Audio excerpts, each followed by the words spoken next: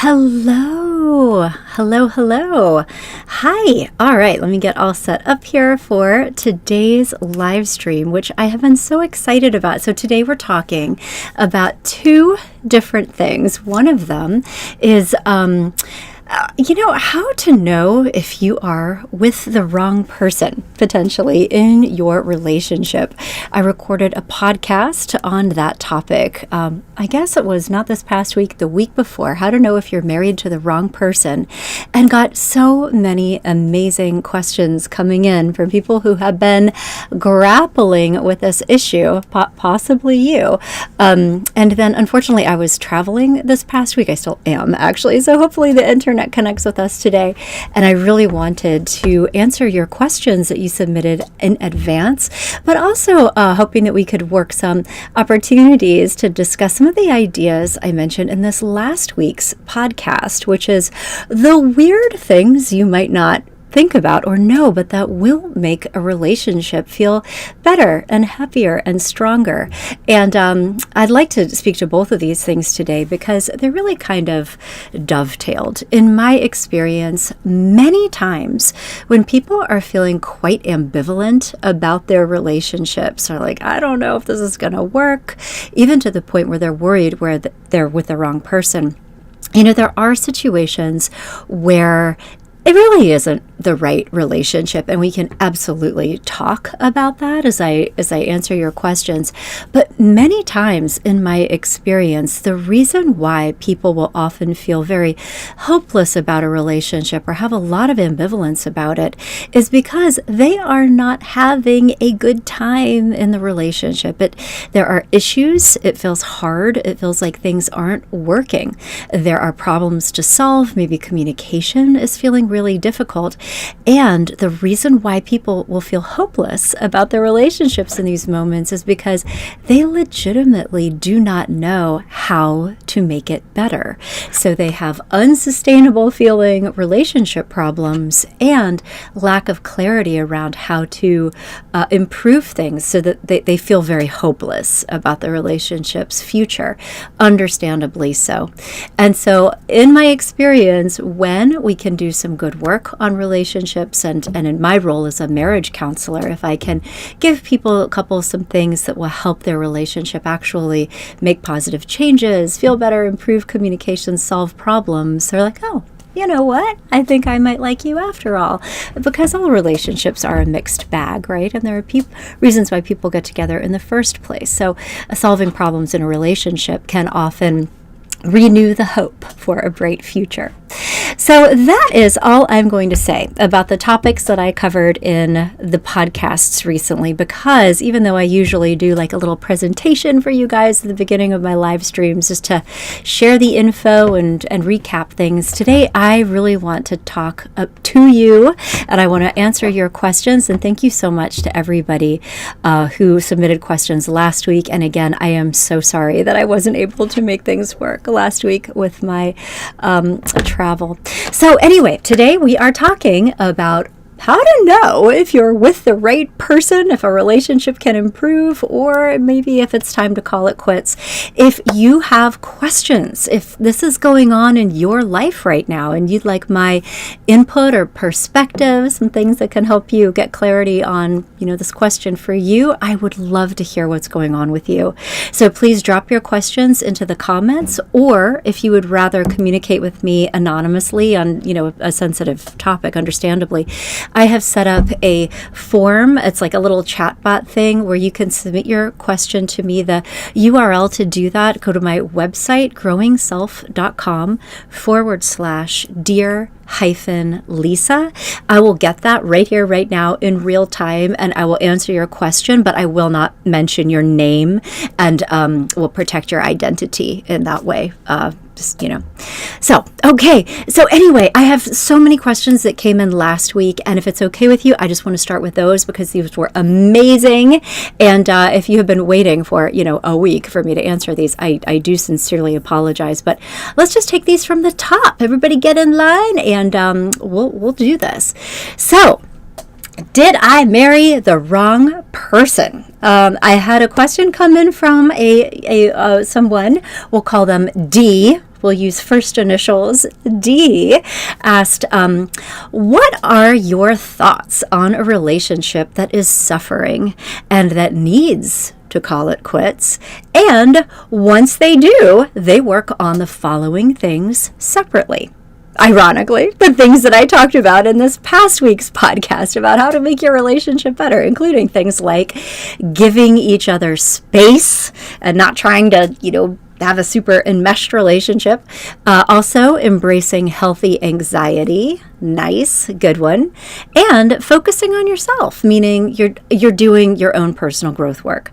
So the question is, people were together, it was hard, they called it quits, and once they did some important work on their own, and then after a couple of years, they reunite. Is it worth giving the relationship another shot because they've done work previously that they hadn't done before? Would love to hear your perspective. And D, this is such an important and amazing question.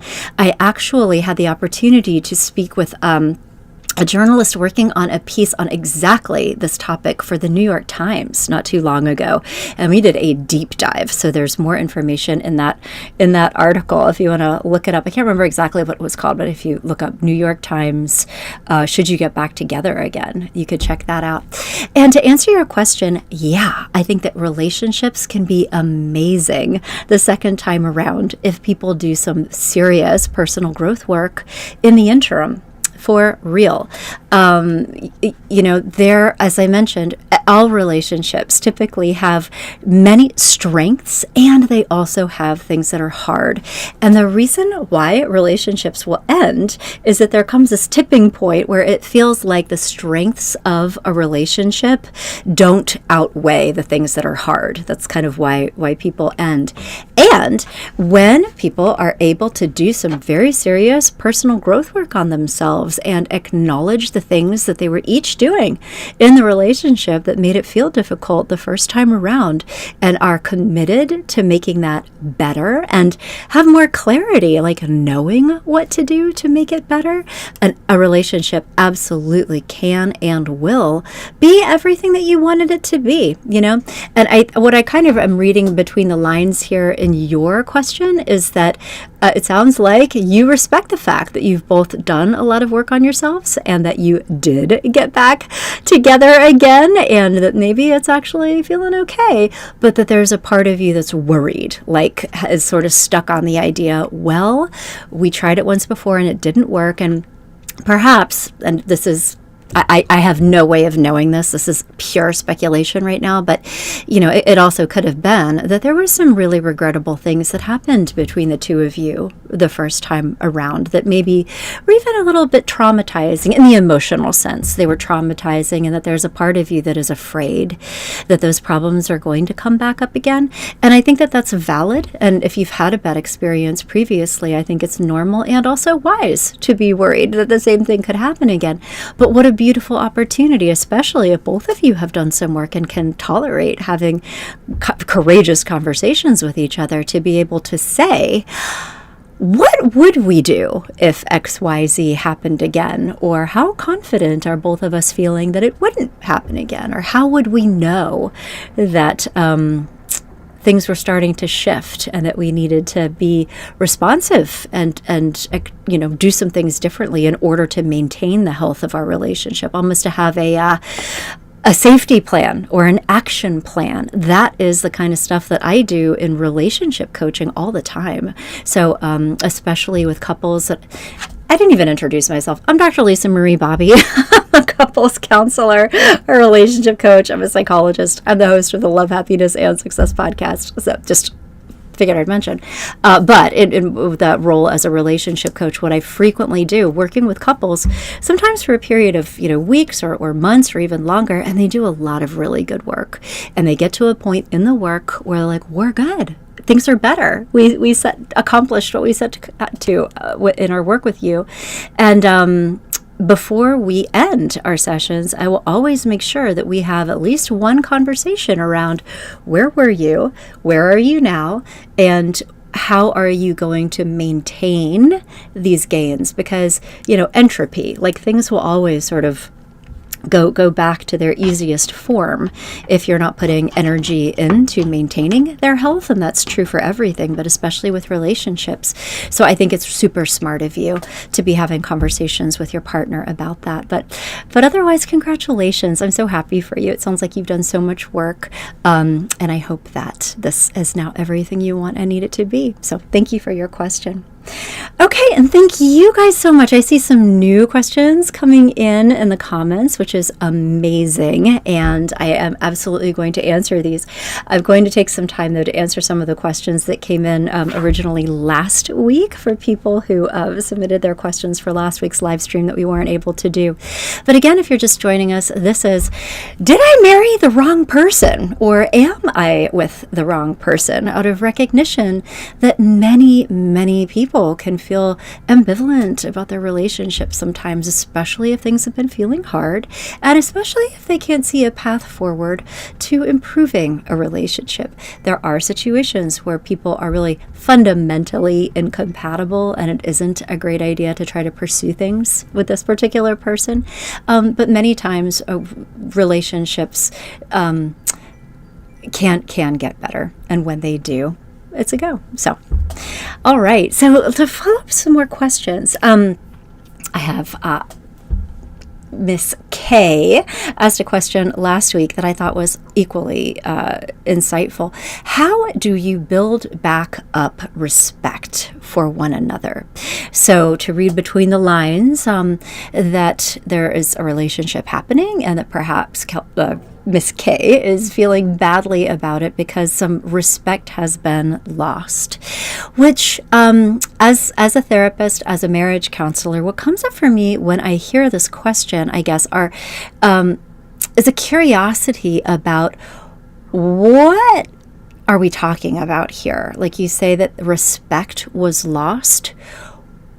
What does that mean? Like what was the context? What kinds of activities or ways of being are linked in your mind to respect? So, for example, are we talking about a out of control substance use disorder, or other really destructive behaviors that somebody was engaging in that made you lose respect for them? Are there other things going on? Like, do you just not agree with their way of being? And so it's hard for you to respect who they are if their way of being is different than yours. But maybe some other people would look at your partner and be just fine with their way of being, but perhaps they're coming from a different culture or a different just worldview that is hard for you to get behind. So that's, and I don't mean to, answer your questions with 1,000 other questions, but the question is, how do you build back up respect for one another? And I think that the process of doing that would look a little bit different depending on what we're talking about. But let's just say that it's the kind of respect that was lost because somebody had done regrettable things in the past, for example. So the way of restoring respect in these kinds of situations is, first and foremost, has there been effective growth work done that has resolved the issue? Because, in all world religions, pretty much, things like redemption, atonement, forgiveness, like it's built into those belief systems because it is something that is very important for all of us humans to have in ourselves, in our lives, and in our relationships, is this idea of can I make a mistake and then find redemption, find forgiveness, have people that I love and who I think love me give me another chance. And so my question for you is, have there been changes? Has the offending party done some work? Are they operating in a different way now? And have you guys worked through a process of forgiveness that would help you, I think, finish the unfinished emotional business? If you're still feeling angry or hurt about things that have happened in the past, past. I think that sometimes when we hold on to those resentments, it can this can be linked with our ability to respect someone in the here and now. But when it feels like things are resolved and restored and that emotional healing has happened, we're able to then connect with the positive parts of someone. And that's another piece of this when it comes to restoring respect, is to be able to focus on the parts of a person or of a relationship that we really do genuinely admire and appreciate. So, another question for you, if you want to build back up respect, what are things that you admire and appreciate about your partner? With also the understanding that we are all a mixed bag. Every single person in the world, myself included, and every single one of you, has aspects of their personality and their ways of being that are multifaceted. We have things that are strengths, we have things that are liabilities, and here's where it gets interesting, the exact same qualities that would be strengths in one situation or with one person will be a liability or an annoyance to a different person. And the things that are liabilities for us in one situation might be strengths in another. So this gets complicated. And there's also a lot of opportunity in this, because when we shift our perspective and decide to see people's noble intentions or interpret their ways of being through the most generous filter, we are able to reconnect with the things that we feel good about and that we admire in other people and in ourselves too, for that matter. So when we're talking about restoring respect, it's important to do that mindset work itself. So those are my thoughts about how to build back up respect for one another. But again, I don't have a ton of information about your situation, and I don't know if you're here with me today, but if you are, I would be very happy to hear more about your context so that I could speak to this a little bit more deeply. Okay, we're going to take one more question from last week, and then we'll turn into discussing some of these fantastic questions that are coming through now. And hey, if anybody is here with me, and if you have a question on, if you've been worried about, am I with the wrong person, or feeling ambivalent about your relationship lately and wondering what you should do, I would love to speak to this. So let me know what's going on with you, and we'll talk about it here on today's live stream. And of course, you're welcome to do this in the comments, or you can do this anonymously through my website. If you come to growingself.com/dear-Lisa, you can ask me an anonymous question that won't have your name attached to it, and I won't mention your name on the show. Oh, hold on just one second. I saw this. Okay, super duper. Thank you. Mr. B, saw your question here, and I'll be sure to answer it. Okay, so one more from last week, and then we'll turn to a couple of the newer ones. So another listener wrote in, how to stay in a marriage when you are both changing and evolving, or when you are changing and evolving. That's the question. And I just want to acknowledge and validate that I completely understand how it can make you feel ambivalent about a relationship, or worried. Are we still compatible? Should we still be together if I or my partner has changed a lot since we first got together and decided that this was a good idea, right? And I think especially for long-term relationships, if you've been with somebody for 10 years, for 20 years, you are both really if you're doing it right, and yourself being a vibrant, growth-oriented person who is developing themselves. If you got together when you were 25 and now you are 45, you are going to be different, and you should be different. And so the question is, how can we maintain a connection and a healthy relationship in the face of that? And I will tell you, this may be a different answer than the one that you were expecting, but it is our own engines of growth that also will grow our relationship. And there is a way that this works. So you have to remember that all relationships are systems. So it's not two individual people being themselves and kind of having a relationship, the relationship itself turns into a system that has its own vibe and that has its own kind of gravitational force and influence on both of the people involved. And so I don't know exactly what the circumstances here are, but I'm going to make up a story. Say that when you got together 10 years ago, you were younger at one place in your life, and that perhaps you have grown and evolved and maybe really matured. Maybe you are more responsible than you were 10 years ago. Perhaps you are more health conscious. You're more engaged in, positive things. I mean, a lot of people, if they're 24 and you meet somebody, like, we organize our lives around music festivals, right? It's a totally different thing if you fast forward 10 or 20 years. But so, you are in a different place in your life, and perhaps your partner has not matured in the same way that you have. And so now you're like, But the thing that's really cool about relationships is that because they are systems, when you grow and evolve and make your own choices about who you are and how you want to live, and perhaps you are approaching your career more seriously, you're taking your health more seriously, you are investing in positive things, and you are growing into the kind of person that you want to be and that you admire, right? If you are able to go forth and be that with confidence and have sort of a loose grip on what your partner does or doesn't do. Like, don't make it a requirement that they need to be a certain way, but just sort of taking the stance of healthy boundaries around, here's what I'm going to do.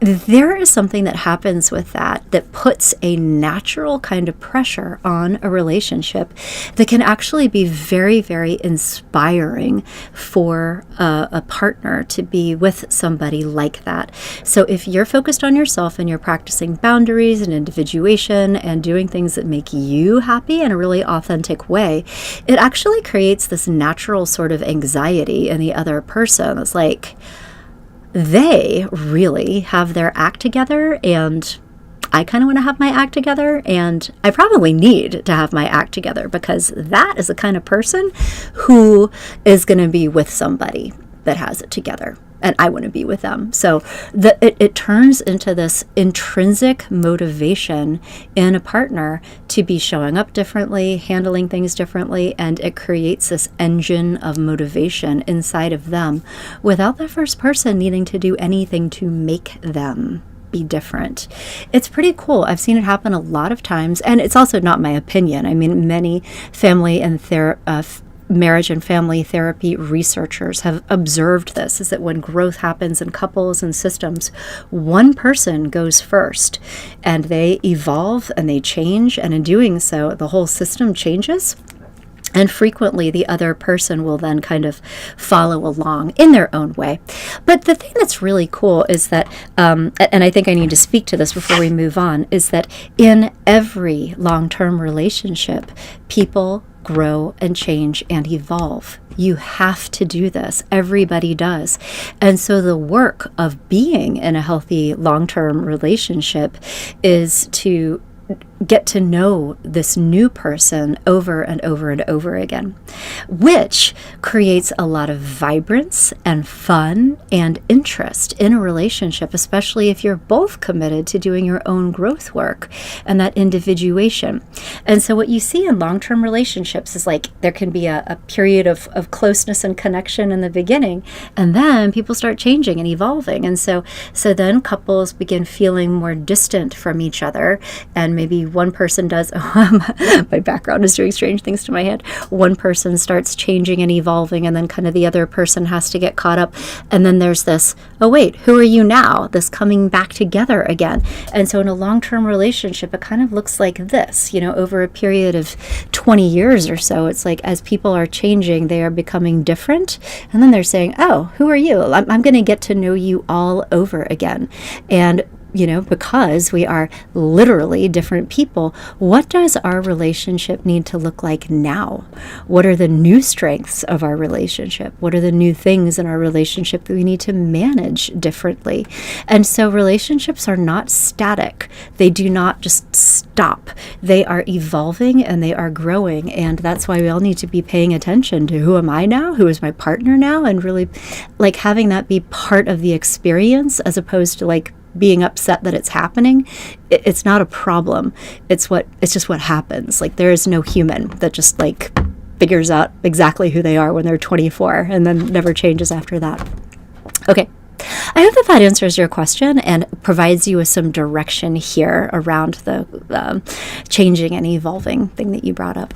Okay. So thank you so much. We are talking today about how to know if you're with the wrong person or if you married the wrong person, what to do with this relationship anxiety. There are some situations, of course, where, I have also worked with people that get married and start having a relationship and they're like, I made a mistake. But a lot of times it is people having very normal relationship problems that they don't know how to resolve together and start to feel kind of hopeless about their relationship. So that I hope that talking about this today can help you get some clarity around your situation. And thank you for your questions. So let's pull up this fantastic question from Mama Muru. I love your name. Okay.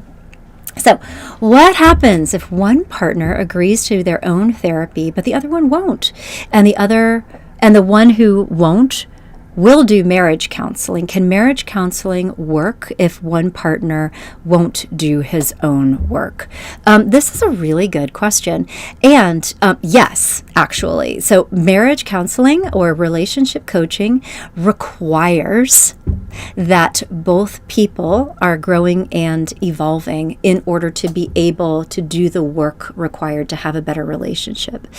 And interestingly, there's actually a fair amount of research showing that individual therapy or individual growth work can actually have a detrimental impact on a relationship, believe it or not. Because, and I say this, I'm a licensed marriage and family therapist. I am also a licensed psychologist and I work with couples. I also work with individuals. And I will tell you that as a couples counselor, I can see much more clearly what is going on with someone, like really going on with someone, when they are there with their partner. Because I can observe the interactions. I can observe the things that they're doing in the room. I can also, though, have their partner in the room telling me like what's going on from their perspective. Whereas with somebody that I am working with in individual therapy or individual coaching, they are self-reporting everything. They are I only know what they are telling me about their experience and their perspective. And so when they come in and they're like, my partner is a narcissist. They're gaslighting me. They're doing all these mean things to me. I can't, like all, and I'm, being extreme here, but like have a lot of people who are, let me tell you about all these terrible things, like I'm the victim here, right? And while I would never, ever attempt to do couples counseling with someone that I am working with in individual therapy, like I would never shift that into couples counseling. No ethical couples counselor would. That's actually a sign of an unqualified, inexperienced therapist who's attempting to do couples counseling, if they will make that shift. However, I have had situations where I have had individual clients, for the purpose of their own growth work, want to invite their partner in to get my support in helping them like talk about something. And it's been very interesting for me to see the difference between my clients' self-reports and what I actually see happening between them and their partner. So frequently, somebody doing individual work will actually not have visibility into themselves. They're very focused on their partner. And we can still do great work in individual therapy, but compared to the level of understanding that I get about who people really are and how they're functioning, it's much richer when they are with their partner. And in couples counseling, we talk about that. So I don't know what kind of couples counseling you're in or what kind of marriage counseling you're in, but I mean, to be working with a licensed marriage and family therapist who really knows what you're doing, like we are going deep and having opportunities around what is going on with you when you act in XYZ? And let's talk about some of those internal strategies or internal opportunities for growth that are going to be necessary in order for you to be able to show up differently in this relationship. And certainly, family therapy is a form of behavioral health care. So there are, and again, so improving your relationship is a different goal. That's why relationship coaching often works very well for relationship improvement types of work. It is not necessarily behavioral health care. And family therapy can be a highly effective, evidence-based type of mental health treatment for many quite serious psychiatric diagnoses: depression, anxiety, post-traumatic stress disorder. The work can actually be much more powerful when somebody is coming in and who's very symptomatic and who has their partner here. And we are having conversations about how this diagnosis is impacting us and how we together as a couple are going to be working to manage the symptoms when they appear in one person. But of course, this would be therapy. This would be a couple's therapy or family therapy. So therapy is the diagnosis and treatment of mental health conditions. Relationship coaching is how do we have the kind of relationship that we want to have? What do we each need to do? But again, it's very, very powerful stuff. And from my experience as an MFT, sometimes more so. So your question was essentially, is it a problem that one person isn't interested in talking to a therapist on their own? Can our relationship still grow and improve? And unequivocally, yes. It is. I want to say that therapy or coaching, any kind of personal growth work that involves talking to somebody like me is also not the end all be all. There are a lot of people who are in therapy or in coaching that I think arguably are not probably evolving that much. They have a sounding board. They're just processing stuff, right? Does not mean they're actually doing significant growth work and changing and evolving. There are many, many ways to work on yourself that do not have anything to do with talking to a therapist. And sometimes I think that people can get into therapy almost as a way of avoiding doing some work on themselves. So self-help books, online courses, many different growth promoting activities, being in different kinds of social organizations, religious organizations can be very powerful for people. Sometimes friendships or even hobbies, where there's a really meaningful component. Travel, anything that puts you in situations where you are learning about yourself, gaining insight, and challenging yourself to evolve and do things a little bit differently or think about things a little bit differently, that counts. And so a question for you would be like, what is your partner involved in? And are there other things that he's very committed to, he's very into, that are helping him feel like the best version of himself that don't need to be therapy? So anyway, my 2 cents, but I hope that helps you. And Mama Moore, if you have any follow-up questions, that would, over here. Okay, super. I'm seeing this here. Follow-up and, okay, so here we go. Oh, okay. You're sober. He isn't. Major spiritual awakening. So wondering if we are still compatible with this new me. And I will say, thank you for sharing that detail. And I'm sorry that I didn't see that before, but thank you very much for sharing that detail. And that would be a great example of the kind of engine of growth that I was talking about in a relationship, that you have done your own work. You went first. You are evolving. You are holding boundaries. You have a better way of being. And so here's the thing is that when you started this relationship, it sounds like you guys were both, had your lives organized around substances, which a lot of people do, a lot of younger people do, right? And you decided, you grew it and matured, did this work on yourself. And so you're kind of on this different trajectory and he's sort of stuck in the past. So, to be able to seriously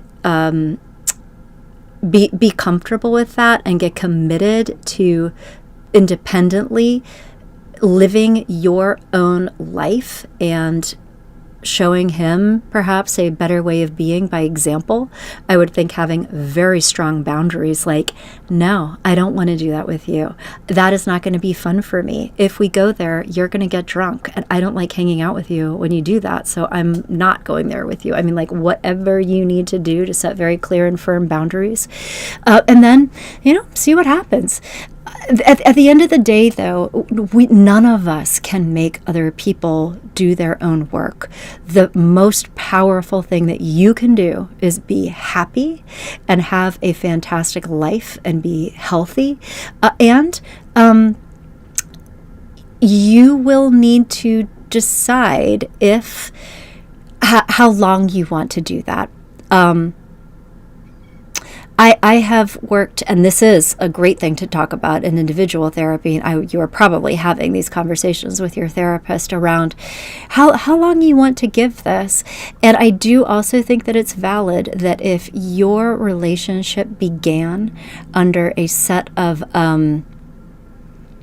expectations or was organized around things that are simply not true for you anymore, and there is no hope, I think, or signs potential for growth or personal evolution in him, I do think it's valid to say, I love you, I care about you, I wish all the best for you, I hope that you get it together, I have gotten it together, you are invited to come and get it together with me, but it seems like you're not invested in doing that, and I don't want to keep doing this with you anymore. So it seems like you really are stuck in a different life space than I am.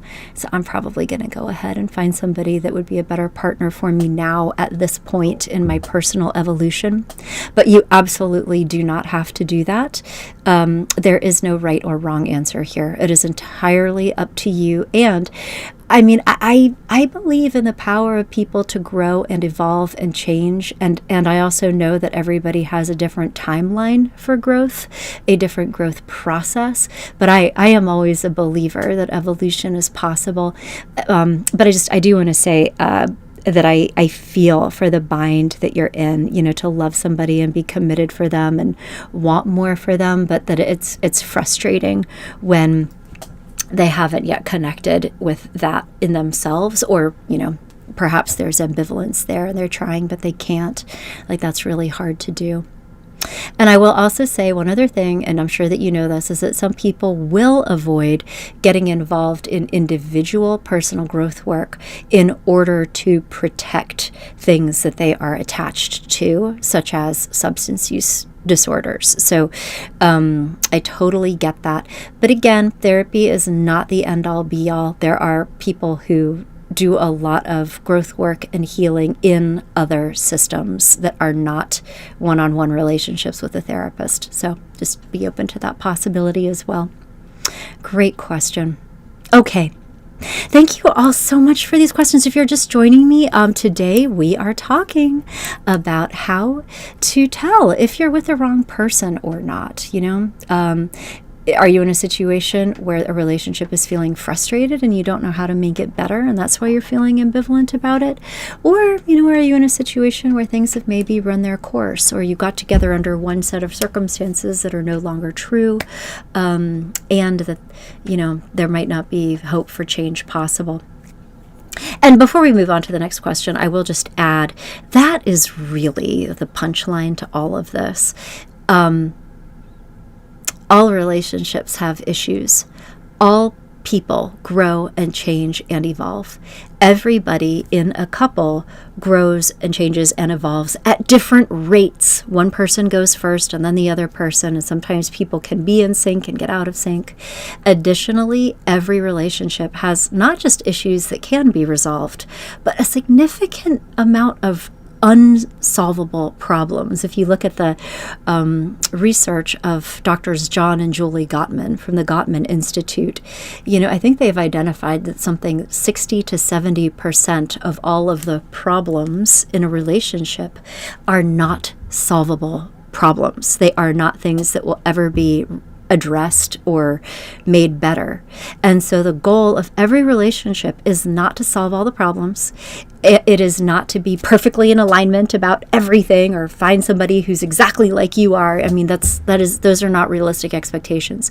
The goal here is to say, can I tolerate the unsolvable problems, and are there enough things here that I love and admire and appreciate and respect that the balance tips in favor of me continuing to do this anyway? And also, can we grow and evolve and change together? Can we, again, not that we have to grow in exactly the same direction, but can we get to know each other over and over again as the new people that we are now?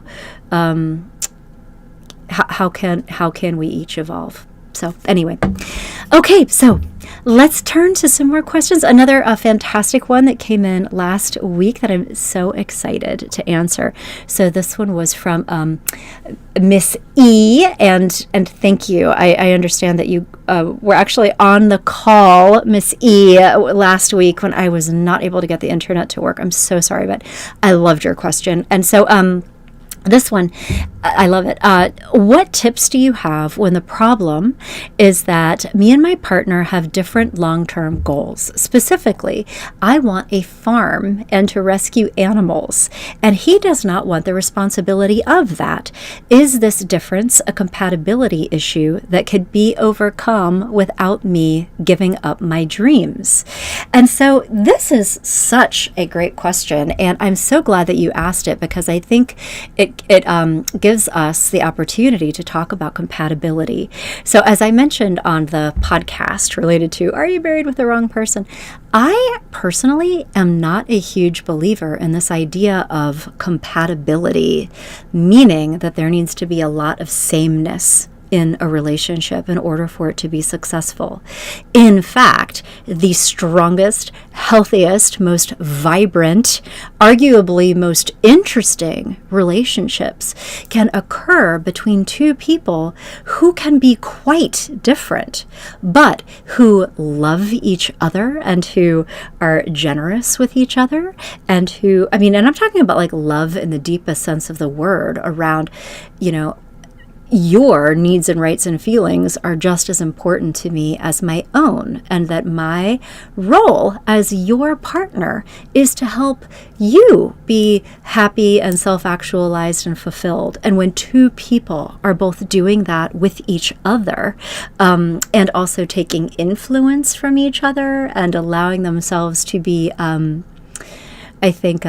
enriched by the other person's differences, like that is so cool.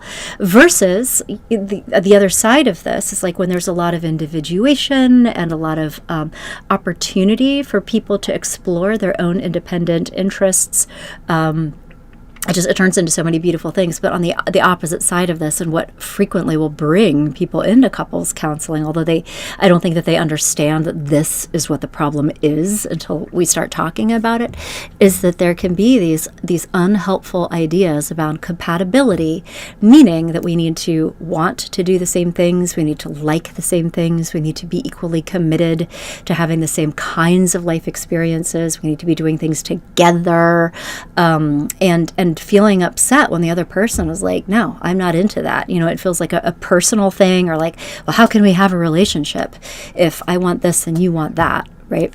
And certainly, there are some things where it can be difficult to thread that needle, like when it comes to being parents, right? Like that kind of shared experience, it's hard to get away from. But Miss E, the one thing that comes up to me is, so you want a farm to rescue animals and he doesn't want the responsibility of that. Like, in my mind, I'm not really understanding how that is necessarily a problem, unless part of your picture of having a farm and rescuing animals is that he is not just living in a farmhouse with you, but like out there doing the work, cleaning the barns, hugging the llamas, like whatever it is that you imagine, is that he is literally doing those things with you, that you want him to be actively involved in building fences and combing tigers. I mean, like whatever it is. And I guess my question for you is, like, if you want to do that, I think you should do that with the understanding that he wants to do other things, so that you would be signing up. So, I mean, you guys could live on a farmhouse together, like find a place with enough land where you can have some rescue alpacas or whatever it is, to be able to do that together. But that you need to let go of this idea that you have a claim to his time and his energy to be your business partner, essentially. So on a Saturday, if you want to take care of rescue animals, you can do that. And I mean, that would be a big commitment. So think about what you would be signing up for. And I guess my question is, so if it was you doing this on your own, or if you had to pay somebody, like pay help to come and help you do the things required to take care of the animals, would you still want to do that? And just make it absolutely okay that he is not interested in having that life experience. He would like to go play golf on Saturday or go on trips, but to think about, like, what would that mean if you were to take full ownership, because you might not be able to travel the way that you would like to otherwise. It is going to be a lot of work and time and energy that either you will have to do that or you will have to pay somebody else to do that. And so can you get grants? Can you get donations? I mean, if you have to hire labor, but that you do not have any right to your partner's time and energy in that capacity. And that is also okay. You don't have to. You can have a farm and rescue animals whether or not he wants to participate in that with you. And so it does not have to be this binary choice, this either or thing. It really is, it just has to be your responsibility, not his responsibility. So anyway, I hope that perspective helps and has given you some third paths, because I hear that it was binary. Either he and I do this together, we're up together at 6 a.m. feeding the animals together, or I have to abandon my dream. And that is a false premise. That is not true. So anyway, I'll be interested to hear what you do with that idea. And thank you so much for your question. Okay, we have time for a few more questions. Okay, so, and if you have any last late-breaking questions, we are talking right now about how to know if you're married to the wrong person or partnered with the wrong person. Can you build bridges to the center? Can relationship problems be resolved that could help you have a nice future with somebody? Or, what are the situations where maybe it is time to say, there is not a future here for me, or not a future that I want. It's probably time to go. Okay, so if you have any last questions, you are welcome to drop them in the comments, or if you want to ask them anonymously, stick them right here in the form that I shared. It was growingself.com/dear-Lisa. Okay. So jumping into some more of your questions here. All right, so Mr. B, my wife of 30 years is a long-time antidepressant user.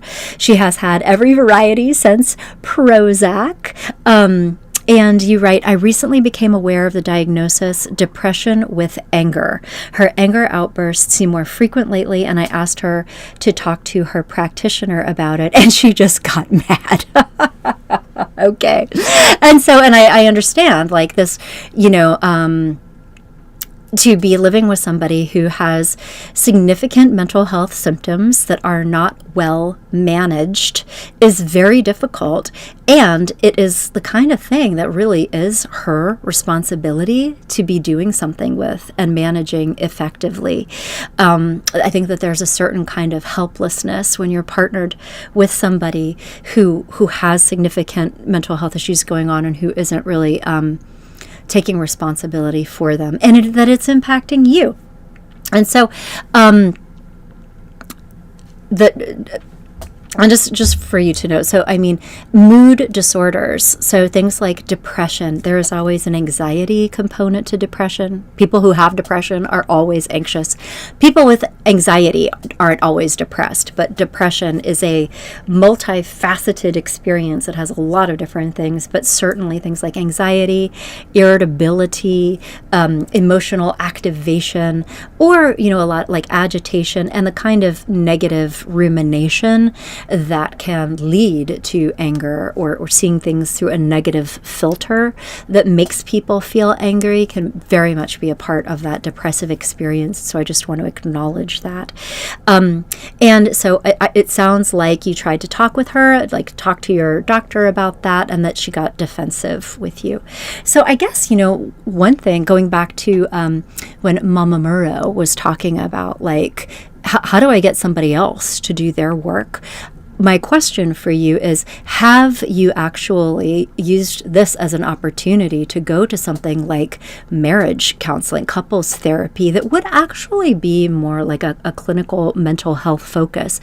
But for you to be the one that initiates this, to be able to take responsibility and say, you know what, my wife is dealing with a mental health diagnosis that is impacting me and it is impacting our relationship. Therefore, it is our problem, meaning that it's also your problem.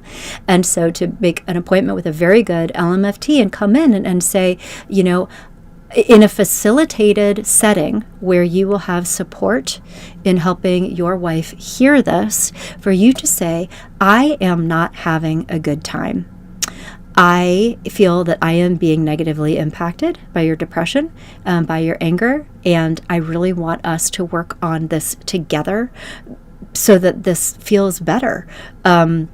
I am not happy with this. I don't want to keep doing this. And so I really hope that we can find a path forward and to have that be the purpose of it.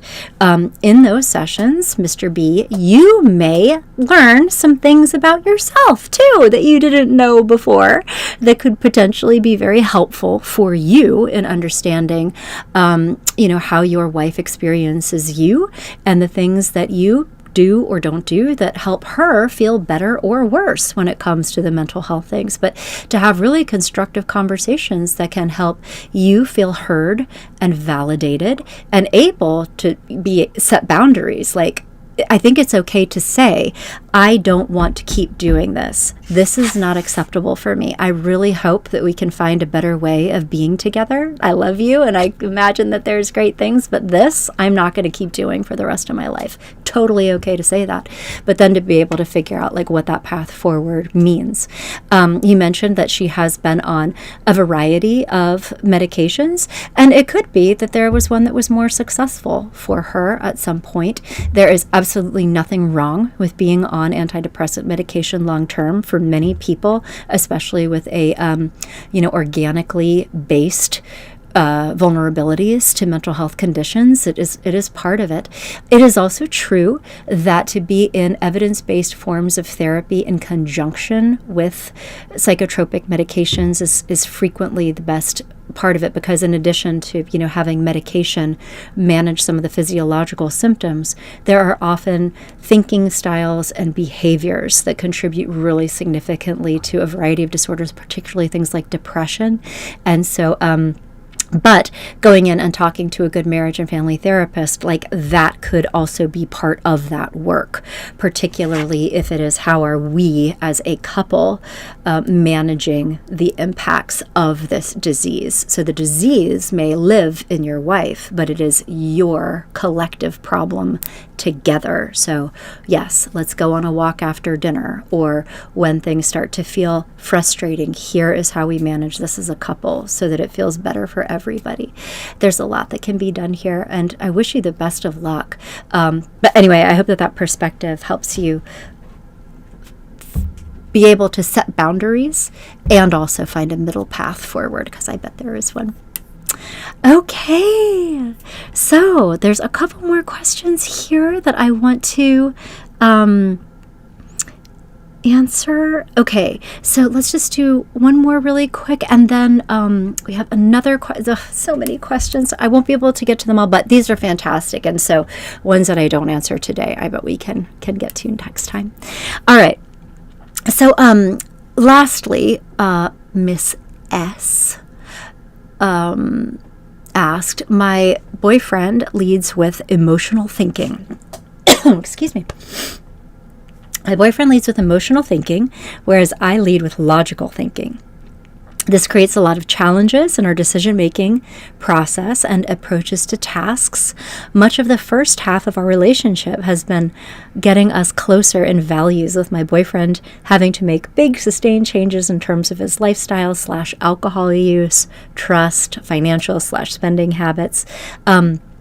Are there ways to work through these clashes in our emotional / logical thinking, given we are both interested in a life partnership, and how can we evaluate our long-term compatibility? This is fantastic. And so again, the response is you don't have to be exactly the same with emotional or logical thinking. And what I have seen is that when people have relationships with other folks who are very different with them and are able to really appreciate what their partner brings to the table and admire it and respect it and feel that their life has more just richness and value because of their partner's differences, it is such a beautiful thing. And this could be it. If you are with a really sensitive, emotional guy who sees emotional color in the world and is able to think about feelings and the experiences and relationships, potentially, like has very strong emotional intelligence skills around how he feels or how other people feel, or even just saying what would be fun, like that is such a fantastic thing. And for you to be in a relationship with somebody who has that kind of vibrance, who can be more spontaneous, you're like, let's do it, you might have more fun with a life partner like that, and that's okay, compared to being with somebody who's just like you and being a very logical thinker. Like, I have known couples where both people are extremely logical, and like that can get weird in its own way. Like, we almost need to have that balance in the force. But my hope, though, of course, is that he would also be able to really appreciate you and be able to take influence from you, so that when you're able to say, let's think this all the way through, or you're probably a better planner than he is. You bring up things like finance and spending habits. I would guess that in this partnership, you might be the saver. You're the one with like the little spreadsheet with all the passwords on it and making sure the bill pay is all set up. Like, it is people like you that make the world go round. And for him to be partnered with somebody who is competent and who is thinking ahead and who is making sure that like all the things get done, and as long as he is willing to respect that and appreciate that and support that, and also be an active partner in that. You want to make sure that you're not the person carrying all of the things for both of you, and he's like this little Peter Pan who doesn't have any responsibilities. Like, that's not okay either. But most relationships are are like that. I mean, people aren't exactly the same. It is really being able to admire and respect and appreciate each other for who and what they are, and that it's okay in a relationship for each person to sort of be like occupying different roles in that relationship based on their natural strengths. I mean, and again, I don't know context, but like your boyfriend might be the kind of guy who has a ton of friends, who's always like inviting fun people over, planning trips, or like the social calendar, you know what I mean? And maybe you are just in charge of a different domain, but that you have more fun, you have more friends, you do more interesting things because of being partnered with him. So I wouldn't talk yourself out of a relationship because there are those differences. I think there's a lot of opportunity to say, how can I appreciate you for who and what you are instead of wishing that you were different. Now, I will also say, you talk about this, you are obviously not married to this person. You said, don't think you said how long that you have been in the relationship, but I will also, just to point something out, you did mention the first half of our relationship has been us getting closer in values, with my boyfriend having to make big sustained changes in terms of his lifestyle, alcohol use, trust, finance, spending habits.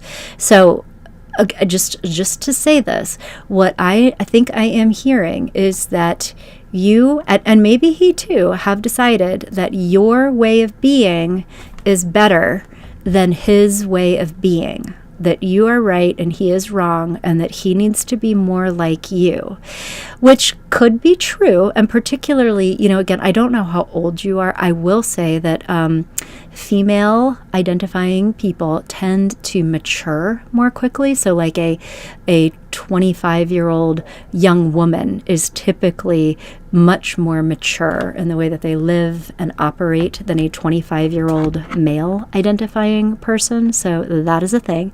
And it could be that you've done growth work and are kind of evolving and sort of inspiring him naturally to get his act together in a way that is really genuinely good for him. But I will also caution you against creating a situation where you are partnered with somebody who you believe is wrong, or that you think needs to be more like you, and just to keep an eye on what that might feel like for them. Many people can get quite supremacist in relationships within the sense of, my way of being is better than your way of being. And so unless you are more like me and making all of these changes in alignment with my vision of how you should be, I won't love you, right? And that turns also into like a conditional sort of relationship. So I'll also say, if you're dating, it's absolutely okay to audition somebody and say, do I want to marry you? Maybe I don't. You don't have to marry anybody, and I think it's important to be cautious and thoughtful before signing up to, be life partners with somebody for the rest of your life. So that's absolutely okay if you're dating. But again, just think about what dynamic you might be creating if you have a lot of judgment around your partner and what that might feel like for him. Yeah. Okay, that's all. I hope that perspective was helpful.